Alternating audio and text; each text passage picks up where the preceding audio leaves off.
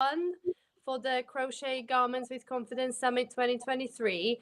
So we have just watched the long-awaited video lesson of the day. Awesome. It was all about tension, all about gauge, and it was done by the fabulous Sarah from Ned and Mimi. Here she is. Let's welcome I can't our beautiful guest. There she is. Hi. Hi, Hi, Sarah. guys. So we've had people saying they've been waiting for this video. They wanted to learn more about tension, more about gauge, and we're so happy that they loved your video. Everybody was amazed at, like, in-depth explaining. The slides were beautiful. So we're very happy to welcome you to this Q&A, and we're just going to wait for a few people to pop over, because I'm pretty sure, judging by the chat going on underneath that live premiere of your video, I'm judging by that this chat next to me is going to explode with questions. But before we get into those, let's just remind ourselves about the We Crochet giveaway that we've got going on. So if you are able to scroll, oh, here they come. If you're able to scan the QR code, do so and fill out the form to be in with a chance to win $40 gift card. And I'm going to cut this short because we're going to lose track of these comments all coming in. Hannah just popped the link in the chat as well. And we will share the link with you, because the giveaway is open till Tuesday, 6 a.m. EST, 11 a.m. BST. So plenty of time to enter. And yeah, let's have a look into the chat. I'm seeing the first comments we need to bring up on the screen, because this is what I was talking about. So amazing. Sarah, honestly. Oh. And so everyone, if you haven't watched it and you are catching this before the end of Sunday, you need to go and watch it whilst the summit is still happening. And then come back to this, and this will make much more sense, I think. Absolutely, yeah. So it's exactly the same. Thank you for such an amazing video. It was so helpful. And then Facebook doesn't tell us who you are, but loved your video. Thank you for participating. Yay! So when Veronica and I got together to plan all of this, like, we were going through everyone, weren't we? As we said, like, to who do we ask about this, who do we ask about that, and then, like, something as massive as gauge and as technical as gauge, I was like, we have to ask Sarah. We have to ask Sarah, because you're like such a technician, but you explain things so well, and I think that's what everyone is saying from this video. So thank you. Oh my goodness, thank you. Yeah, it's a funny one, isn't it? Because I don't think gauge is the most exciting topic. Like, it's kind of the thing everybody wants to skip, but it's so important. It's so important, especially for garments. I mean, you just have to start with it. There's no choice but to get your head around it, really. Absolutely. Lots of people say that they just ignore it because they're scared of it. Like blocking, like all these things, like they're just like, it'll be fine. And it's like, no, it might be if you're lucky, but really it won't be. So, you have to do it.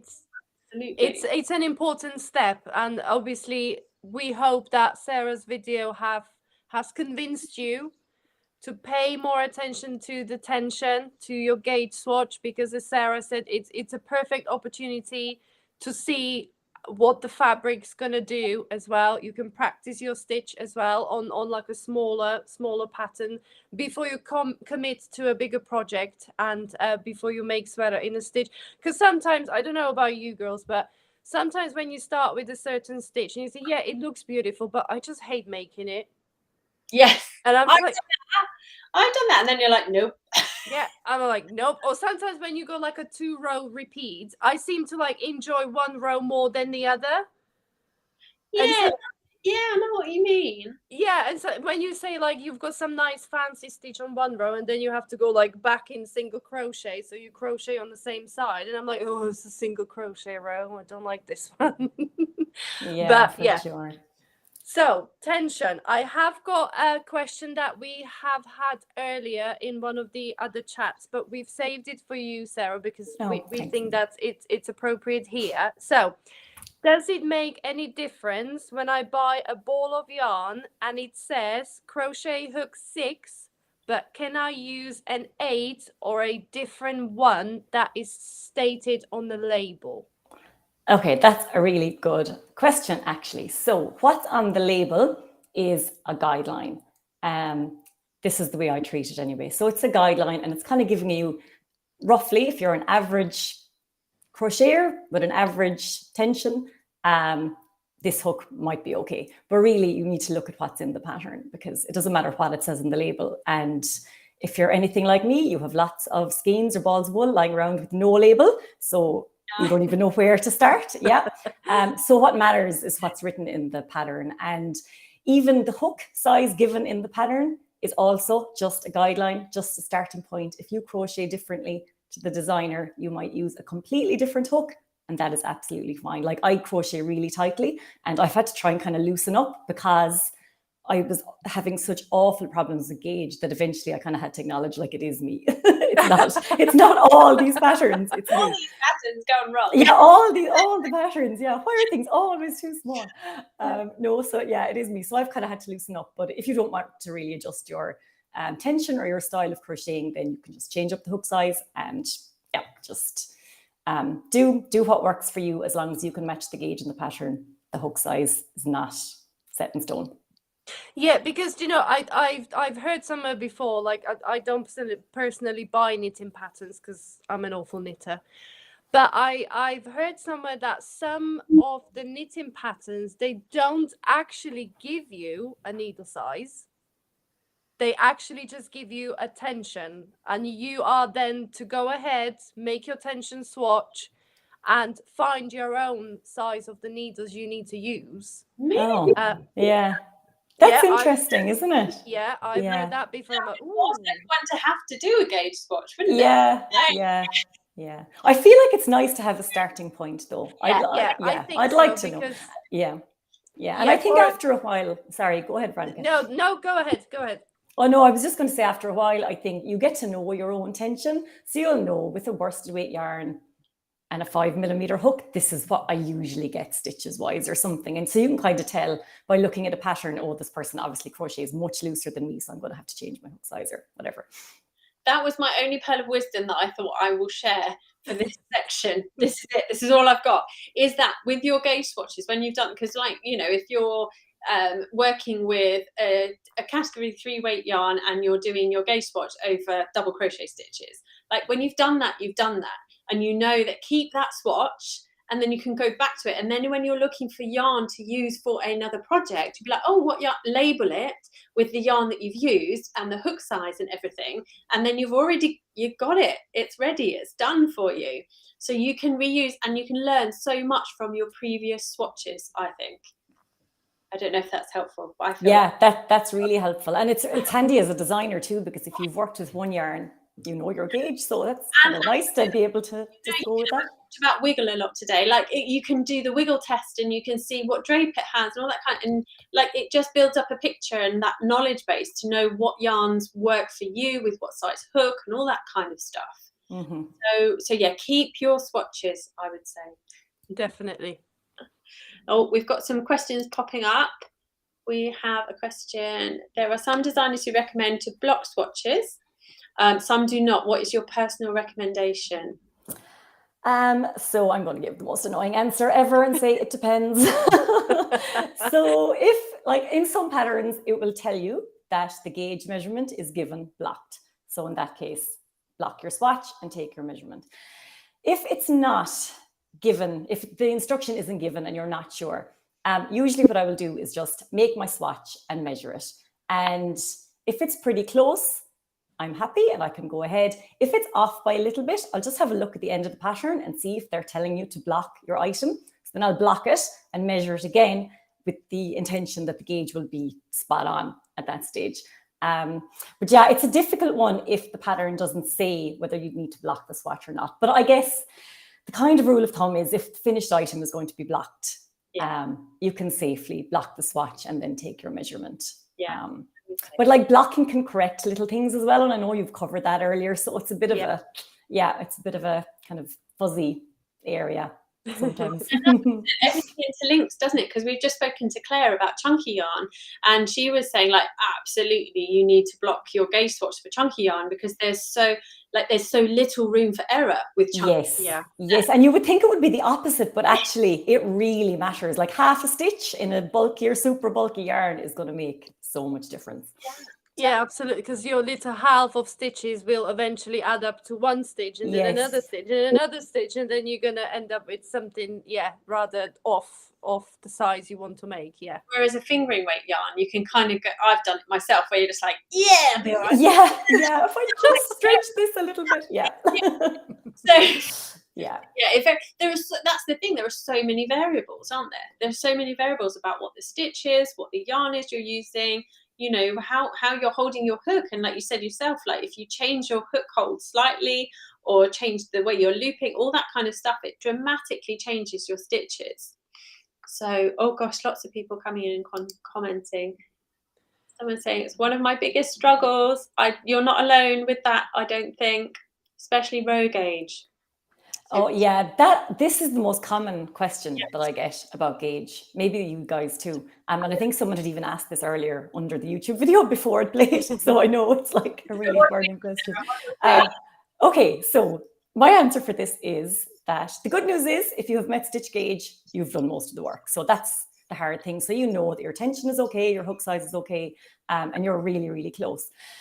For the row gauge, I used to struggle with this too until I learned about, is it called the golden loop or the magic loop? I always get this mixed up. It's the golden loop, isn't it? So it's basically the first loop you pull up with your hook. So that loop is going to determine the height of your stitch. So if you need your stitches to be a bit taller, you pull that loop up a little bit more. And if you need them to be a little bit shorter, you just pull it up a little bit less. Now, I mean, if you're making a scarf, the row gauge, maybe you could kind of just keep going a little bit extra or a little bit less until the length is what you want. But if it's a garment, it's really, really hard to get away with doing that. I mean, you can extend length in certain places like the torso where there's no shaping or sleeves or something. But in most garments, there's going to be some shaping up around here, up around the bust. And depending on the construction of the garment, you're going to want to try and get both right. But yeah, that golden loop, I think, is the key. Unless you've anything else to add now, but for me, that was kind of the big thing. Something that we came across recently in the cardigan collection I did last year was that it also the construction of your garment will then dictate, like if it's a side across, it's more important to get that right. Is true. So for one of mine that I have done quite a lot of side across, and I'm like, your row gauge is far more important than your stitches. You can add and subtract stitches to the length really easily. So I think it's also really important to, and that's what we're saying throughout the whole summit, isn't it? You really need to dig down into the pattern that you're making and figure out the construction, the gauge, the stitch, everything, and how it all works together. So just to complicate things more, people. Yeah, but everything is interlinked. Every topic that has been talked about today is kind of dependent on or depends on something else. So I think just getting little nuggets from everywhere and trying to put them all together that's what'll get you over the line in the end. That's it. It's an entire process, isn't it? Definitely. Julia, before learning the importance of gauge, I would make a different size of garment. I would make a larger size or smaller size, but it wasn't happen the end. And then she's commented down afterwards, Julia has said, now I make wearables that actually fit. Yay!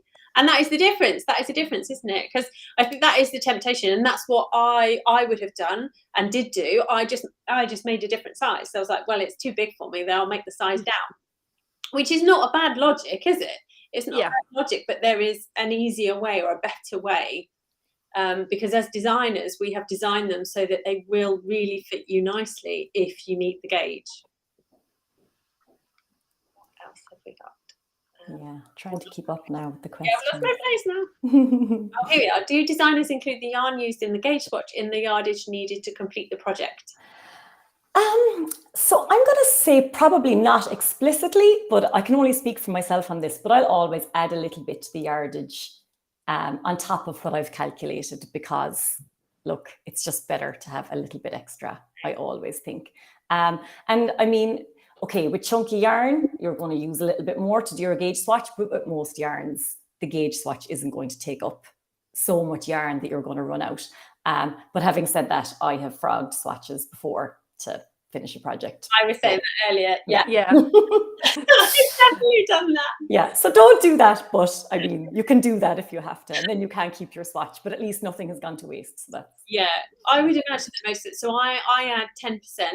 Yeah, of I an do the same. already healthy Yeah, I do the same. number anyway, and then if Yeah. it's, and I always, if when I then work out the amount of balls, if it's anywhere near the top of a ball, Yeah. I can add another one. Yeah. Add another one. Yeah. Yeah. Yeah. I don't want people to run out. It's how awful would that be? Like if you've got spare yarn, like we can always use spare yarn, can't we? So yeah, Yeah. yeah, I would say so. Right, where are we? Oh, Kira has asked, how does tension change when you do decreases? I find myself pulling tight when the rest is looser. I don't know if this applies. That's a good question. I suspect maybe on the decrease rows, you could be concentrating a little bit more, because I find if I'm really concentrating, things are always tighter. And that's why in the video I say that you need to make the gauge swatch big, because you're concentrating a lot at the start. And those rows for me are 90% of the time, they're tighter than when I get to the top of the gauge swatch. So I wonder if it's something like that. Yeah, it's kind of hard to say, really.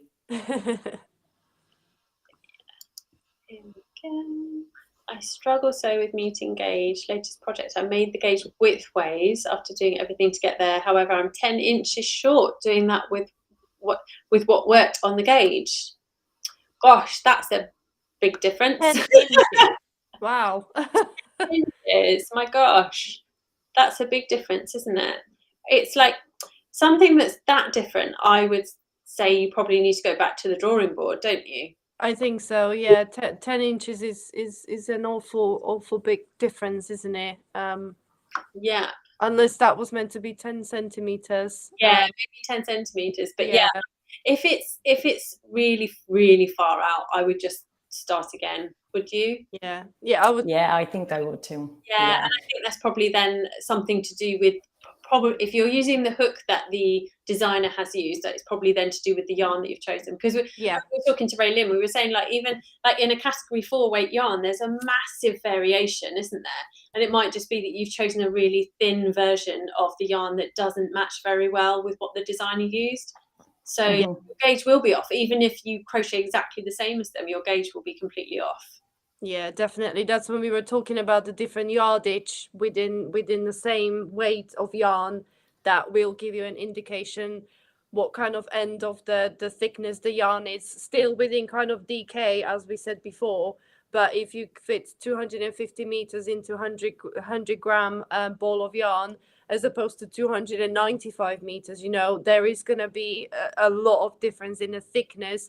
And you know that yarn is still classed as DK, but the thickness will be considerably different, which will then definitely show on the tension swatch, because that's what you start with, and then it's going to make a lot of difference on the finished project as well. Yeah, and that's something that I get asked quite a lot is, you know, for a pattern that I've just released, which is done in fingering weight yarn, someone has contacted me and said, can I make it in worsted weight yarn? And I try and gauge swatch it. And it's like you can try and gauge swatch it, but that will be so tight. That will be it could be so stiff. So stiff because it's so far away. Whereas maybe if you look for a category 2 weight yarn, you know, if you're one category away because of the flux in the sizes of yarn, that might work. But anything that's more than two categories away, you can swatch it, but I just don't think it will work. Go back to go and find yourself some different yarn, I would say. Someone's asking, are these yes, are these Q&As going to be posted in the purchase course? Yes. We are going to save all of these links, and we will then add them once the weekend is all done, so you'll be able to watch them as many times as you like. Absolutely, yeah, because we've had a lot of comments from people that these Q&As are actually really, really informative as well. So yeah, we will definitely pop the links into the All Access Pass course for you to go back to and watch. What we got here, found that the gauge of various designers is quite different, as in when I watch YouTube videos, I see some crochet quite a bit looser than others. Yeah, absolutely. Yeah, if you lined us all up, we'd all be different. Absolutely. That's where the tension is so important, because you get that basic starting point where you need to kind of meet the designer. You know, some people crochet really loose, some people crochet really tight, but if you've got the starting point in the middle, so that's where everybody needs to kind of meet for that particular pattern. That's why it's so important to start with the tension swatch, as Sarah explained in her brilliant video. Yeah. And do both of you, have you checked, is your tension changed? Obviously, you said, Sarah, you've deliberately changed yours, but I've found that my tension has got tighter over the years that I've been crocheting, without me really realising, or without me doing anything to make that happen. I haven't noticed a difference really. I just go for it and crochet, and then I do sometimes get people saying, "Gosh, that is so tight. I can't meet your gauge. You know, your tension is really, really tight." Then I get some people saying, "Oh, you know, I had to really change the hook size because it was so loose." And it's like, okay, so it's such a wide range of ways and techniques people use, that the tension is the starting point. So yeah, I haven't noticed a massive difference in my crochet. No. I've just remembered, Veronica, remember the what project was it that we worked on together for Deramores? We did a crochet along, a blanket crochet along, didn't we? It was and do you remember we had a group chat of the 5 designers that were all doing it? You know what I'm going to say, don't you?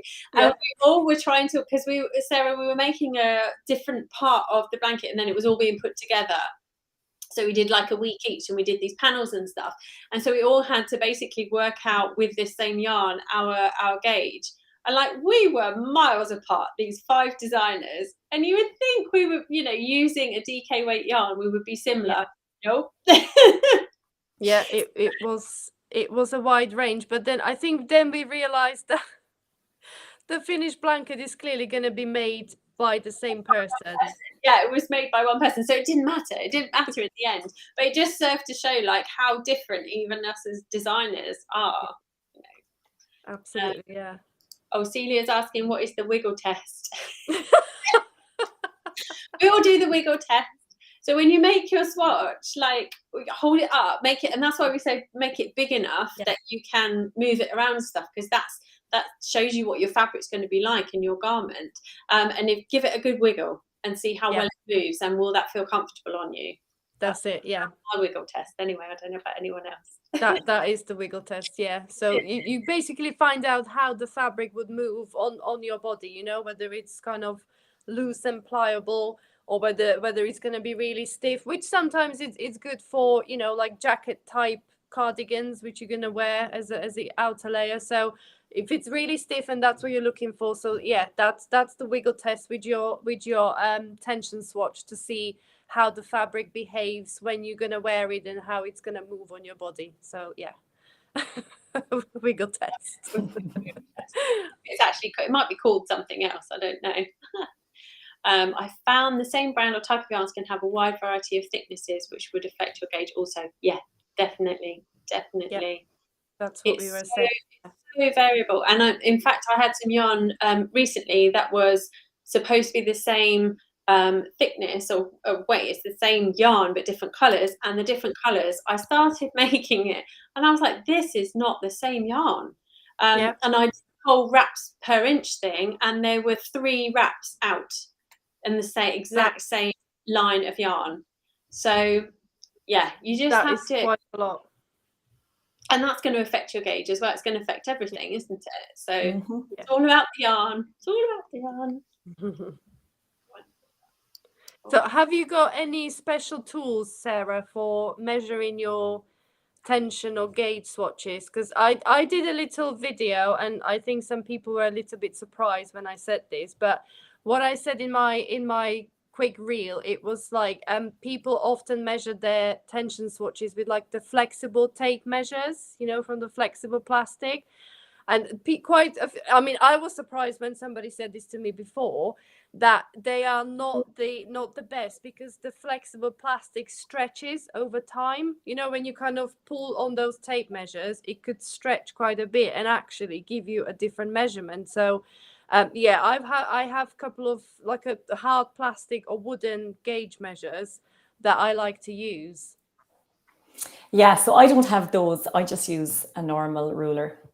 Whatever. Ruler, yeah. Whatever one of my kids' rulers is lying around, a hard ruler. Yeah, I don't use measuring tape because it's just not as accurate. And I mean, with a measuring tape, you can kind of get the measurement that you want sometimes. And it might not be completely accurate. So yeah, I use a hard ruler and I use pins. So I showed in the video. I don't know where I got this tip, but I don't know. I got it somewhere years ago, and it's the best tip ever because you just lay down the ruler, put in your pins, take away the ruler, and then what you get is what you get, and you have to count between those pins. And if the pin lands in the middle of a stitch, it's in the middle of the stitch, and you can't move it to get it to the edge of the stitch or the row or whatever. Yeah, so that's all I use. I don't have a gauge square or anything. Yeah. I'd imagine they'd be very useful. Sometimes, especially with crochet, I think if you have a stitch pattern that's like kind of lacy or has a big repeat, you're not going to fit into 4 inches. So the gauge squares are no good for that. So if it's just single crochet, double crochet, the gauge square is probably going to do perfectly. But for lots of crochet stitch patterns, I think just the ruler is, the handiest. So don't need to invest in any special equipment or anything. Just get a ruler. Brilliant. When I watched your video, Sarah, I felt properly like called out by that. I was like, oh gosh, that's me. I don't use pins. I use a rubbish old tape measure that's probably been stretched by the children, trying to strangle it. They're playing tug of war with that one. The stuff I make fits me, so I hope it. But just, again, it goes to show, like, this whole summit thing. Like, there are so many tips that we can pick up from each other. That's exactly what this whole thing is about. Yeah, for sure. That wraps per inch thing just like is mind blowing to me. Like the fact that it doesn't matter what you wrap it around, you can wrap around anything. Like, if people haven't heard of what so wraps per inch is a way of measuring yarn within an inch. So how many times it goes round in an inch, and you can do it round a ruler, or you can do it round one of these little doobry things, and it tells you how many wraps that is. So if you've got a ball of yarn that has lost its label, you can it's a really good way of working out what weight yarn it is. So, which again, I had never heard of wraps per inch until not that many years ago. Same. It's acquired knowledge, isn't it? That you're suddenly like, oh, hello, someone's talking about that, and I don't know what it is. And then you have to go and find it out and all that kind of stuff, don't you? Yeah. Oh, right. Where are we? Sorry, I've lost track with it. Here we are. There we go. Ever since I got involved in amigurumi, my tension is much tighter. Yes. Yeah, I can imagine that would happen. Yeah, because it does. Like, I can imagine if you make lots of chunky stuff where you have to try and keep fairly loose, then of course it would be, the opposite effect, wouldn't it? Yeah, that's really interesting. Definitely, yeah. Oh, this is interesting. Someone's saying that darker yarns seem to be thicker, seem to absorb the dye, maybe. Oh, that's interesting. Okay. I never thought of that. Again, this is amazing. Kira's saying, I'm not familiar with the term frog. Oh. Again, neither was I for a long time. So frogging is just where if you make a mistake and you need to pull your yarn back, you frog it. That's it. Called frogging. I think it's because you kind of rip it. So you kind of rip it, and it sounds like a frog. So I think that's where it comes from, frogging. Yeah. That's brilliant. Yeah. Oh, someone else. I'm guilty of using a plastic measuring tape. Yeah, but you've got to think. Like, do you know? Let me say, it's better than not using anything, and for better sure. than not measuring at all. Don't get me wrong. And if you're gonna use the plastic measuring tape, it's fine. Nobody's gonna throw you in jail. Let's be honest. Yeah. But if you use the plastic measuring tape for your tension swatch, and then you use the same one to measure your whole sweater and to measure your measurements, it's gonna be a uniform measurement, isn't it? Because you're using the same. If your inch is slightly off, it's gonna be slightly off across the board. So it's kind of gonna match up in the end. So. It's not the end of the world, but yes, when I first learned that they actually do stretch, and your inch can then become slightly larger than actual inch, then it's going to make a difference. But yeah, if you just use the same measuring gauge across the whole process, you should be fine. Definitely. Cecilia. Thank you. Always room for learning. Yes. Been doing it 45 years. And that's the great thing about all of these arts and crafts, you know, and fiber arts, is that you never finish learning, do you? No. And as designers, we are pushing ourselves to come up with new things for you and new ways of doing things, and like finding all these kind of hacks that everyone's finding. It's amazing, isn't it? You never know everything. In fact, my mum belongs to a crochet group, and she went the other day and she said, oh, there's someone that's chatting about this. What's this Tunisian crochet, Hannah? What's that all about? Or is that, and like, she's been knitting and crocheting for like so many years, and she was like, I don't know what that is. Like, of course you're not going to know if you've never come across it. So yeah, she's discovered a whole new world now, hasn't she? Wow. She's not sure. She's not sure about it though, because she's a really, really good knitter, and she was like, "I don't like this idea of it being sort of like knitting and sort of like crochet." We were like, I was like, "Just don't worry about it." Yeah. Oh, some advice about tools. Did I write anything down for the gauge? I can't remember. Just flicking back through the comments. Oh, someone messaged me this question saying, is it better, I think I probably know what you're going to say, is it better to try and adjust your gauge, or should you just fudge it and add and subtract from the pattern? Like, which is easier, which is better? Oh, well, you know what I'm going to say. I'm going to say try and adjust your gauge. I mean, look, it depends how much you love maths, and it depends how complicated the pattern is. And like, I don't know, I guess how stubborn you are about your tension if you really don't want to change it. Yeah. Like, there's lots of things. If it's a simple, like, I don't know, the garment is 2 rectangular panels, look, you can probably fudge it. But if there's shaping, if it has a top-down yoke and there's lots of increases and there's different rates of increases for the bust and sleeves and things, like, I don't want to rewrite that pattern. If it was me, I would rather just follow the pattern. So it depends a bit on the complexity of the pattern, I think. I wonder if there's also an element there of, or it certainly would have been for me when I first started, of like, I don't really understand gauge, so I feel like it might be easier just to fudge it in. But I think if people really understand the fundamentals of gauge and how actually it is, once you get it, is actually quite straightforward, then actually that's a much easier option than trying to change a pattern. Yeah, I agree. So yeah, I would also try and do the gauge. I mean, there is a bit of a learning curve, like knowing if you have to go up a hook size or down a hook size, or what you might need to adjust. Yeah, and I'm not even going to try and say it now because I know I'm going to get it wrong. Down, I can't remember. Yeah, I know. I still have to think. I have it written down, and then I just look at that sometimes. Yeah. Oh, lots of people saying thank you for a lovely day of learning. Look forward to tomorrow. Yay! Fun meeting you. It was fun meeting all of you guys watching and firing all these questions and comments. Someone who's saying COVID prevented me from being in my 9-year-old granddaughter, now 13. In the meantime, she's taught herself to crochet and she's actually designing projects. That's amazing. Fantastic. So many more younger people, like proper younger people doing it now, isn't there? Yeah, well, we hope she has been watching a summit and she's going to be the new and upcoming garment designer. Yeah. Hopefully, after all these lessons, she should be halfway there before we dive into day 2 tomorrow. Gosh, it's 8 o'clock here. My gosh. I'm just in the time. Wait, I'll pop the codes back up. So if you haven't already, I'm sure you already have, but if you haven't already, click on this code and I will share, where is it? Because this has got the schedule and everything ready for tomorrow. Yeah. You can go ahead if you've got time now, because I know it's not as late in the evening as in various parts of the world. So if you've got some time this afternoon, go through the schedule and you can, what's the word I want to say? You can schedule the lives, can't you? The premieres.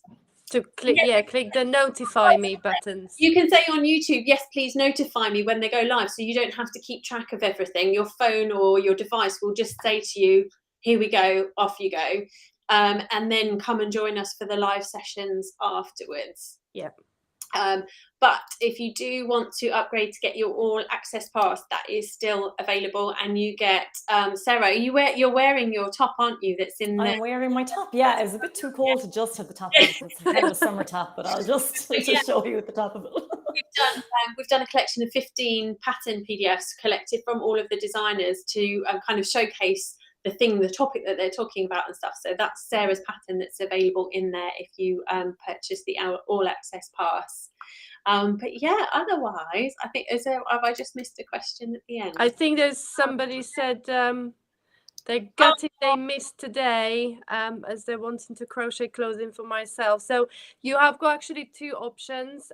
The free summit continues tomorrow with those lessons, and all the links to the videos that premiered today will be still available on the summit page that you can scan, or you can click the link in the comments. So if you want to double up tomorrow, start bright and early and rewatch day one videos. They still will be available, even the amazing gauge video by Sarah. So you can go back to it and rewatch it tomorrow before we kick off day two. But we do have to just remind people that those videos might disappear after the summit's finished. So after the end of tomorrow, I know that at least one video will be going. So there is the all access pass that is still available at the special summit price this weekend before it gets a little bit more expensive for the last couple of days that it's actually available in this format. So yeah, don't hesitate. There is still a couple of options for you how you can get all the content that we've been sharing today. Definitely. Cool. I think right. That's it. I think that's it for today. Oh my goodness, we did it! Yay! Yeah, well done, guys. It's been a long day for you. Honestly, it's been absolutely amazing, and I can't believe there are still so many people here with us. We can see how many of you are there. So thank you everyone for joining us, and I hope that you've got lots and lots of tidbits and information and stuff, and that you've enjoyed it as much as we have.